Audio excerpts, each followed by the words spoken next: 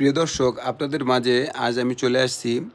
মেট ডালাইয়ের পূর্বে যে আমরা পাইপ সেটিং করি, মেট ডালাইতে ২ জালি হয়, যেখানে ১২ ইঞ্চি ডালাই হবে, সেই ডালাইয়ের মধ্য দিয়ে আমরা পাইপ সেটিং করব। তো এই পাইপগুলো কিসের? এগুলো হলো সিপিভিসি পাইপ। এই পাইপগুলোর কাজ হলো পানিতে মোটর থাকবে, সেটা সাবমার্সিবল পাম্প, সেই পাম্প থেকে উপরে টাঙ্কিতে পানি উঠবে।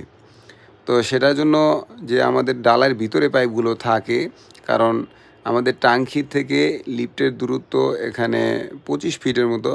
তো এই ২৫ ফিট দূরত্বে আমরা কিন্তু ডালার উপর দিয়ে আনতে পারবো না, কারণ এখানে পার্কিং টাইলস হবে, পার্কিংয়ে গাড়ি পাস হবে। তা আমাদের এই পাইপটা টিকসই হওয়ার জন্য আমরা মেট ডালাইয়ের পূর্বে এই কাজটা করে থাকি সব সময়।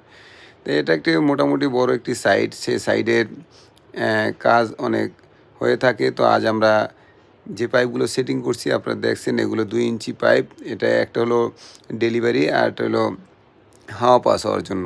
তো এই দুটোর জন্য আমরা এই আঠা ছাড়া দুটো এলবু লাগিয়ে দিব। এর কারণটা হলো যদি আলাদা আলাদা দেই তাহলে এটা বাঁকা হয়ে যেতে পারে। তো বাঁকা যে না হয়ে যায় সেজন্য আমরা এই গাম ছাড়া এই দুটো এলবু লাগিয়ে নিলাম, যে ভবিষ্যতে আমরা এই দুটো আমরা উপরে টান দিয়ে খুলে ফেলতে পারি।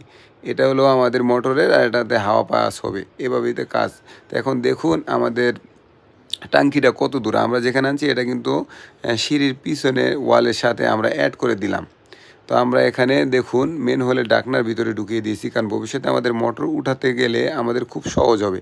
তা আপনারা বিল্ডিংয়ে শুরুতে যখন কাজ করেন অবশ্যই চিন্তা ভাবনা করে কাজ করবেন, এত বড় বিল্ডিংয়ে যে কোনো প্রকার ভুল না হয়। যে বিল্ডিংয়ে মেট ডালাই পূর্বে যে কাজগুলো, এগুলো অবশ্যই স্যানিটারি কাজগুলো করে নেবেন, যারা ইলেকট্রিশিয়ানের কাজগুলো করে নেবেন, তাহলে আর কোনো প্রকার সমস্যা হবে না।